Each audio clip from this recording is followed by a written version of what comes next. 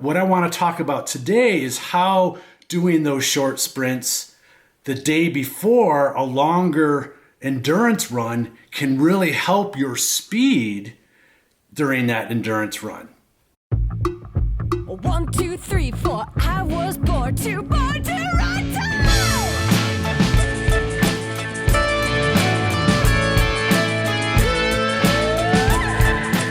Easy, light, smooth, fast.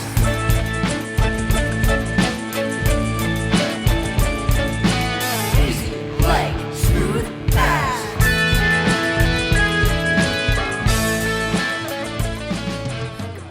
Hey team, Coach Eric Orton back with another video. Just got back from a nice endurance run around the neighborhood and we got a little bit of snow overnight. A little shock to the system. It was cold, it was about 15 degrees, but had this thought pop in my head during my run and wanted to get this out to you guys, the team. In my last video, I talked about the importance of doing short, steep, fast hill repeats in the nature of 10, 15, 20 seconds and how good that is from a neuromuscular or nervous system standpoint for ultramarathoning and runners in general. And I wanted to kind of expand on that and how doing short sprints can actually help your next run the next day. And that's what happened to me. Yesterday, I went out in the morning and did 6 by 15 second short, steep, fast hill repeats. In the afternoon, I went and did 8 by 20 second rolling flat sprints where I'm building my pace and speed throughout the whole 20 seconds to a relatively fast effort. And then I went and did my endurance run today. And the reason I did that yesterday, and again, in that last video, I talk about the purpose of doing this style of sprinting and the benefits that you're getting and reaping during and after that workout.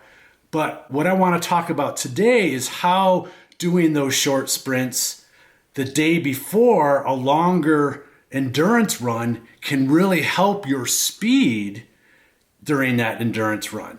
Like I mentioned today, I went out and did my endurance run after doing those sprints yesterday, and my speed was probably 20 to 30 seconds faster at an endurance level of effort. My perceived exertion was lower. My turnover felt better.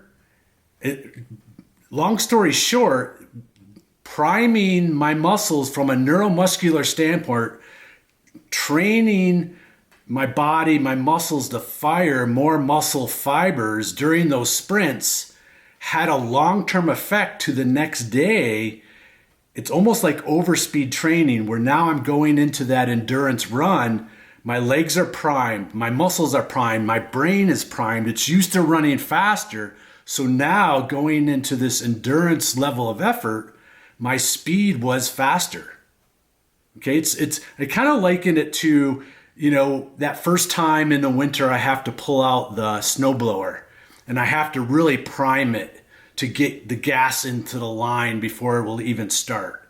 And sometimes doing these neuromuscular sprints is that primer. That again, it's that overspeed training that will then feed and bleed into the next day, allowing that endurance run to feel better, be faster, because again, your legs are wanting to turn over faster from the previous day, and your level of effort, your perceived effort will be lower. And because yesterday's sprints were such a high demand cardiovascularly, you're breathing a lot harder because of the speed, the short anaerobic level of effort.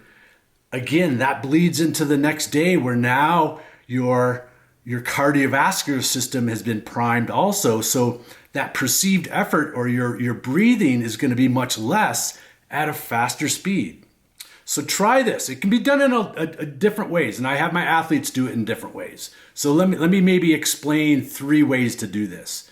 First way could be just like I explained. Yesterday I did sprints and hill repeats. Again, they have to be short, 10, 15, 20 seconds in length. No longer, or they can't be fast enough. And then let that go into the next day where you're doing something longer and more of an endurance type of level of effort. Another way to do it is to do maybe these sprints, these 6 by 15 second, 20 second efforts after your warm up before your endurance effort. So using today as an example, instead of doing the sprints yesterday, I would do them today at the end of my warm up and let that bleed into the main set of the endurance. Okay. Again, these are short and fast enough. They're not going to tire you out. I didn't need recovery from yesterday going into today because they're short and fast. It creates lubrication in our body. There's so much good benefit from doing this. And again, the volume is not long enough where it's going to tire you out for your next day, if that's a concern. Third way is a lot of times I'll have my athletes, when they're out for their long run, once they're in their main set, every 3 to 4 minutes, they're doing this 15, 20 second faster pickup and then settling back into their endurance pace. Again, it's kind of doing the same thing throughout the run. I tend to like that one earlier in the season, whereas the first two where you're doing it either the day before or in your workout, it kind of more closer to the race season where your body's a little bit more primed for these faster efforts. Okay, so try it out. Try it out the day before. It's Friday today. Maybe try it out today if you can before your weekend. Try it the day before your long run and just experience what this can do for you. Not only what it does for you during and after, but then the following day. All right, give that a try. Let me know how it goes as always down below. And over and out from home. Friday, happy Friday. Jackson Hole, Born to Run World. See you guys.